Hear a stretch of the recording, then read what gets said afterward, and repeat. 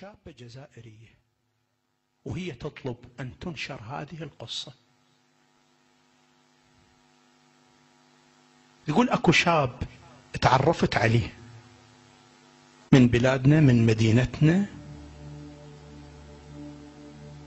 وأملي وأمنيتي أن يكون هذا فارس أحلامي وهو زوجي وشريك حياتي، ومقررة أنا إذا تزوجته أن أخليه أسعد إنسان في الحياة. وفعلا صارت القسمة واجتمعت وياه.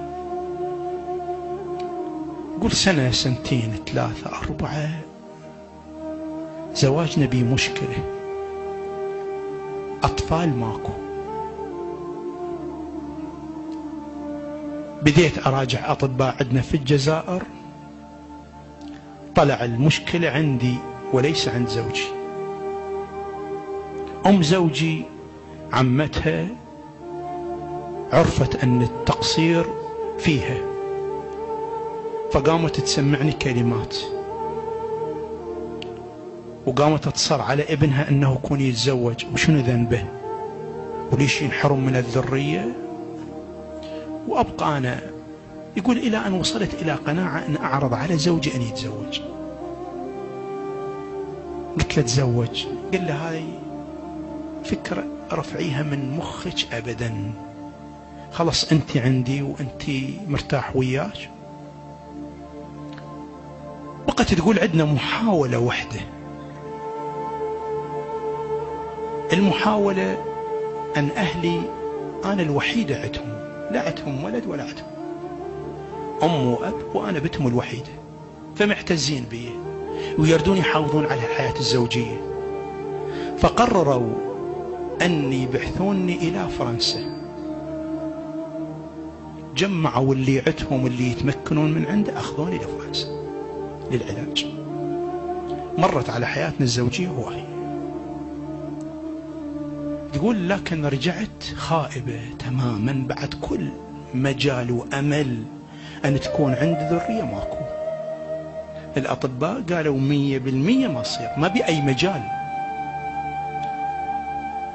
فرجعت بحالة من اليأس والانكسار. كان عندي أمل وين؟ بأطباء فرنسا. يلا أبوي يلا خلي يسمعون اللي يحترضون، هاي من أبناء العامة اللي كتبت هاي القصة بالانترنت، ادخل اكتب قصة المرأة الجزائرية بس. سمعوا اخواني هاي القصة شنو سوت. رجعت زوجي صبر علي، ام زوجي تأذيني. تقول يوم من الايام انا طالعة اشتري بعض الحوائج من السوق، صار وقت الظهيرة. وقت الظهيرة تقول اشتريت حوائج وجاية، تقول واقفة بموقف باصات المصلحة. الباصات تقول اجى الباص صعدت، يقول مؤخر الباص كان اكثر طلاب مدارس اطفال، فلقيت مقعدين فارغات. تقول قعدت، واحد من المقاعد لقيت عليه كتاب، تصورت ان الكتاب لواحد من دول الطلاب. فصحت للطلاب قلت لهم هذا الكتاب لكم؟ قالوا لا. واحد من اصدقائكم نزل شافوا الكتاب؟ لا. يعني كأنه اللي صاعدين من مرحلة متقاربين وهاي يعرفون بعض. تقول انا هم قعدت فتحت الكتاب،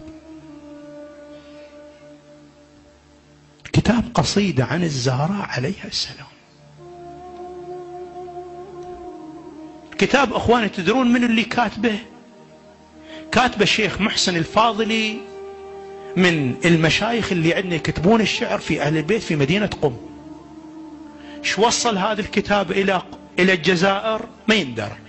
شلون وصل الى هذا الباص مال المصلحة؟ ما يندرى. يلا ابوي اللي يشككون اللي يتناقشون تردون في موضوع الزهراء عليها السلام. تقول فتحت الكتاب بديت اقرأ بالقصيدة وبدأت دموع تصب. ليش؟ تقول حسيت اكو معاناة انا قاعد اعانيها. اولا ان الزهراء رحلت عن هذه الدنيا في ريعان شبابها. الشيء الثاني انعتها جنين مقتول، فقدت جنين، وأنا بحسرة الطفل بعد أنه هي الوحيدة لأبيها وأنا الوحيدة لأمي وأبوي. بعد نقول وأنا أقرأ حسيت أن الزهراء وايد مضطهدة في حياتها، أكو مظلومية جرت عليها، وأنا أسمع كلمات أذى من عمتي وبالبيت متأذاية وايد متأذاية. تقول الأطفال اللي بالباص توجهوا إلي، قمت أجهش بالبكاء، ما امتلكت نفسي، بس توقف الباص نزلت تقول أسرعت إلى البيت، خليت أغراض البيت وتمددت على السرير والكتاب مفتوح خليته على صدري وأنا أبكي.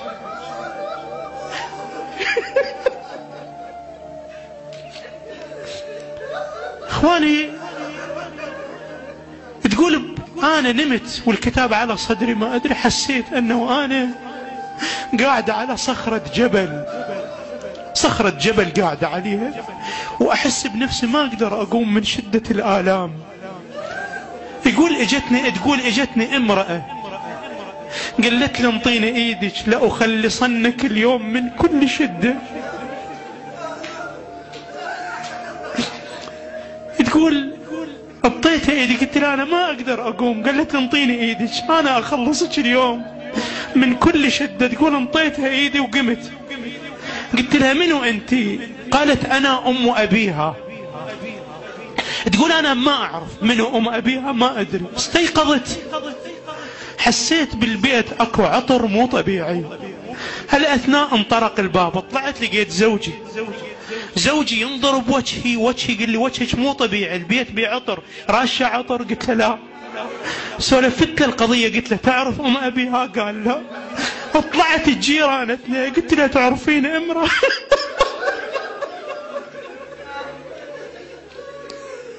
ام ابيها؟ قلت لي بلي، فاطمة الزهراء.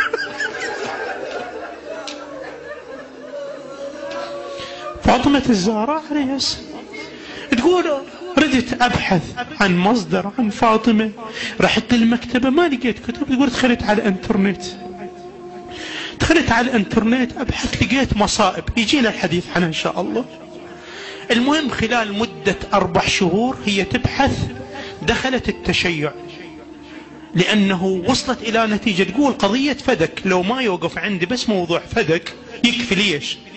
تقول واحدة من اثنين، لو الزهراء تطالب بما ليس لها، لو ان الخليفة اكل اموال بنت رسول الله، واحدة من الاثنين. فاذا بنت الرسول تاكل حرام، اذا احنا علينا خوف مرفوع القلم بعد. اذا بنت الرسول هالشكل خوف من نتيجة عامة الناس شلون؟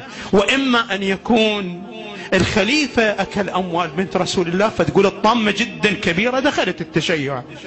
اخواني الى 4 شهور كملت، دخلت التشيع، شعرت آلام ببطنها. قالت زوجها اخذني للطبيب، اخذها للطبيب، قال له زوجتك حامل وهي في الشهر الرابع. يا الله. بعد اخواني جابت ولد سمته علي.